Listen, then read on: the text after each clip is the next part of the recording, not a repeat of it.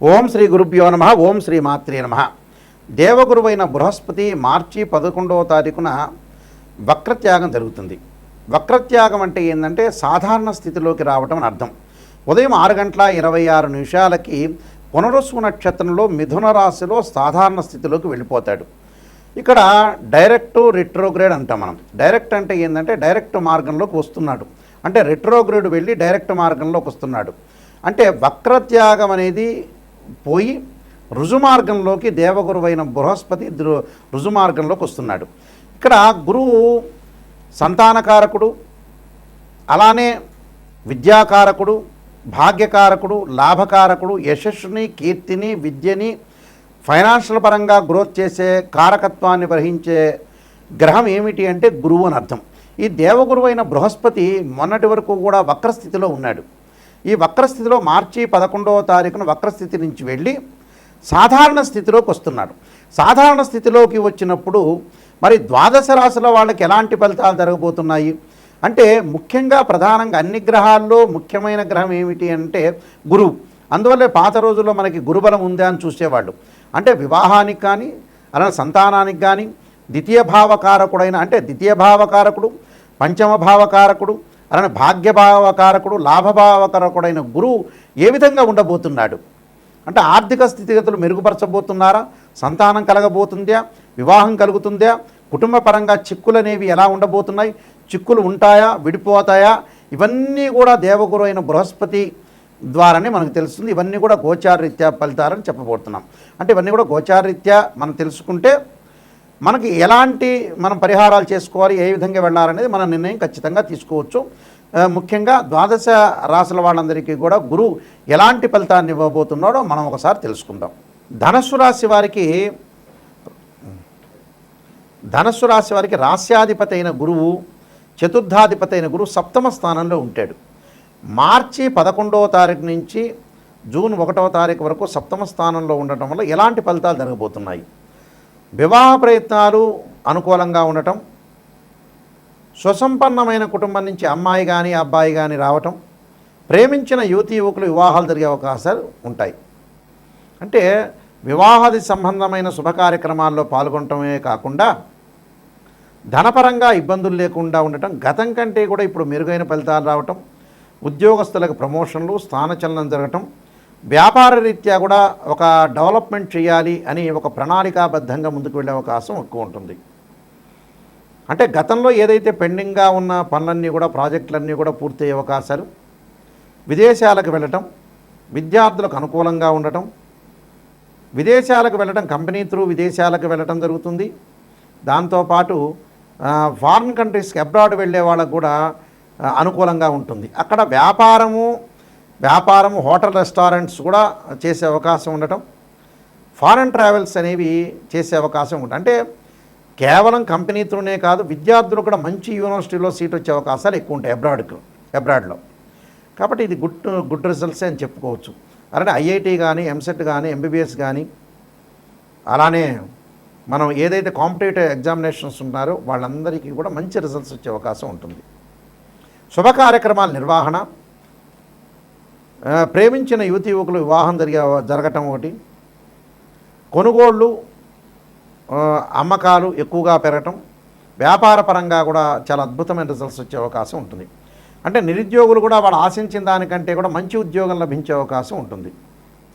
అలానే ఇళ్ళు కొనుగోలు చేస్తారు, పొలాలు కొనుగోలు చేస్తారు, దాంతోపాటు కాస్మెటిక్ వస్తువులు, దుస్తులు కొనుగోలు చేయటం, వాహన ప్రాప్తి కలిగే అవకాశాలు బాగా ఎక్కువ ఉంటాయి. అంటే ఇవన్నీ కూడా వాళ్ళకి అనుకూలంగా ఉండే అవకాశం ఉంటుంది. ఎందుకంటే సప్తమంలో గురువు మంచివాడు. అంటే నేను ఇందాక చెప్పాక 2, 5, 7, 9, 11 స్థానాల్లో గురువు మంచివాడని. ప్రధానంగా వివాహానికి సంబంధించిన విషయాల్లో చాలా పాజిటివ్ రిజల్ట్స్ వచ్చే అవకాశం ఎక్కువ ఉంటుంది.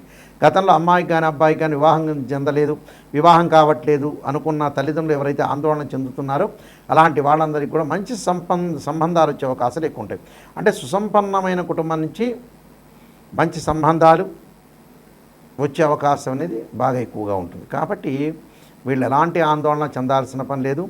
లైఫ్ అనేది లీడ్ అయ్యే అవకాశం ఉంటుంది. మరింత బాగుండాలంటే కొన్ని పరిహారాలు చేసుకోవాలి. దానిలో ఆ పరిహారాల్లో వాళ్ళకి బృహస్పతి అనుకూలంగా ఉండటానికి గురువు యొక్క జపం చేసుకోవటం ఇంట్లో, దేవానాంచ ఋషీనాంచ గురుకాంచన సన్నిపం బుద్ధిమతం త్రిలోకేశం తమ నమామి బృహస్పతి అనే మంత్రాన్ని చదువుకోవాలి.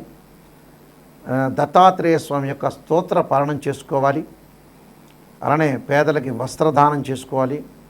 వస్త్రదానంతో పాటు ఎవరికైనా సరే దాహాన్ని తీర్చడానికి నీళ్ళని ఇవ్వటం, వస్త్రాన్ని ఇవ్వటం, విద్యార్థులకి పుస్తకాలు ఇవ్వటం కూడా చాలా మంచిది. అయితే విద్యార్థులకు మటుకు చాలా అనుకూలంగా ఉంటుంది, వాళ్ళకి ఎలాంటి ప్రాబ్లం లేదు. ఇలాంటి పరిహారాలు చేయండి, మీకు మంచి జరిగే అవకాశాలు ఖచ్చితంగా ఉంటాయి. గురువు వల్ల ఈ గోచారీత్యా మనకి గురుగ్రహం అనేది సంవత్సర కాలం పాటు ఉంటుంది, ఒక రాశి నుంచి మరో రాశికి మారుతుంది. గురువు అనుకూలంగా ఉండటమే ప్రధానమైన విషయం. ఏమిటంటే అన్ని గ్రహాల్లో ప్రాధాన్యత సంతరించుకున్న గ్రహం ఏంటంటే గురువు. గురువు కుటుంబకారకుడు, సంతానకారకుడు, భాగ్యకారకుడు, లాభకారకుడైన గురువు అనుకూలంగా ఉంటే కీర్తి ప్రతిష్టలు, ధనవృద్ధి కలగటం, అలానే ధనవృద్ధితో పాటు లాభాలు, ఫైనాన్షియల్ పరంగా ఇన్కమ్ కలగటం, సంతానం కలగటం. సంతానం సంపదప్రదం అన్నారు. సంతానం కలిగేది గురువు ద్వారానే. కుటుంబ పరంగా ఇబ్బందులు లేకుండా ఉండటం, కుటుంబ పరంగా అన్నీ కూడా అనుకూలంగా ఉండాలంటే గురువు అనుకూలంగా ఉండాలని అర్థం. ఇప్పుడు చెప్పిన ఫలితాలన్నీ కూడా గోచారరీత్యా చెప్పబడే ఫలితాలు అంటారు. అంటే what is the difference between transit system and birth chart? Transit system అంటే ఏంటంటే గ్రహాల యొక్క మూమెంట్స్. అంటే ప్రతి నెలలో కూడా మనం రాశి ఫలితాలు చెప్పుకున్నట్టనే గ్రహాలన్నీ కూడా మారుతూ ఉంటాయి.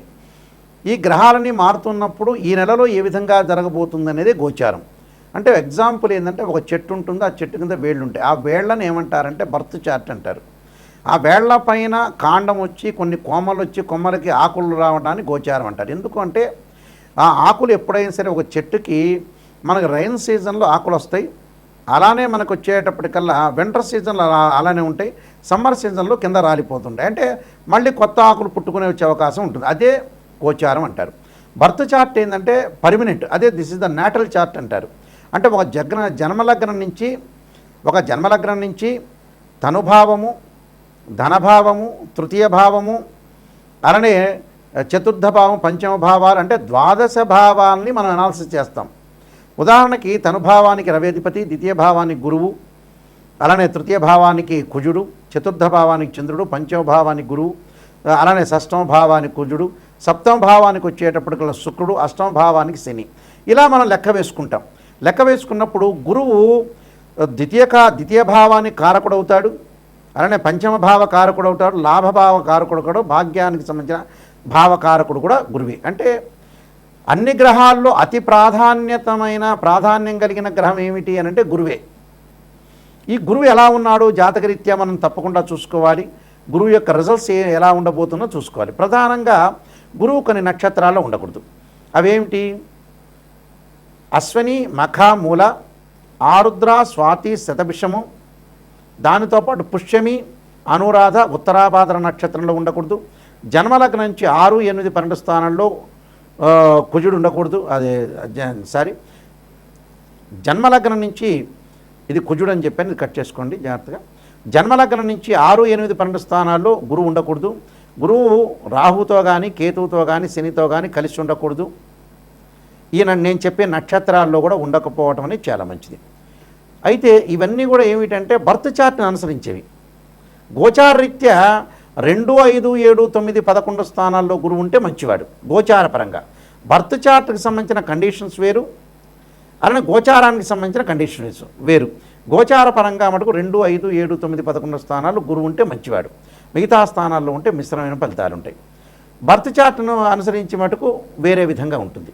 కాబట్టి ఇక్కడ గురువు ఎలా ఉంటున్నాడు అంటే బర్త్ చార్ట్లో ఒక రకంగాను, గోచార రకంగాను వేరే రకంగా ఉంటుంది.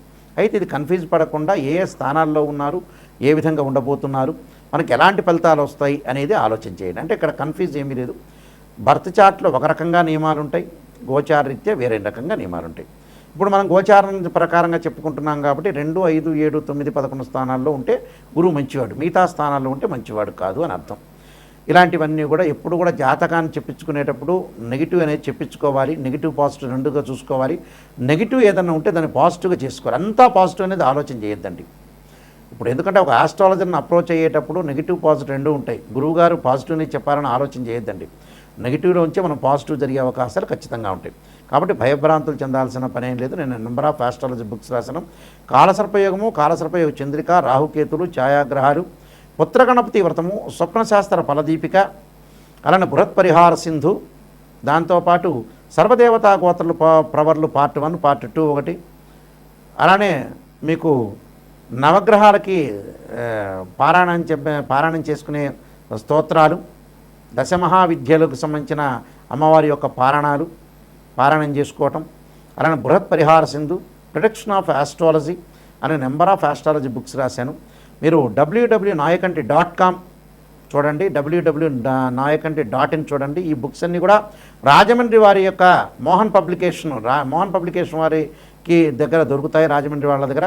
అలానే నా దగ్గర కూడా ఈ బుక్స్ అనేవి దొరుకుతాయి. తప్పకుండా నిజాన్ని తెలుసుకోవడానికి మాత్రమే నాకు ఫోన్ చేయండి. ఎప్పుడూ కూడా మన లైఫ్ని ఎప్పుడు కూడా మనం మోసం చేసుకోకూడదు.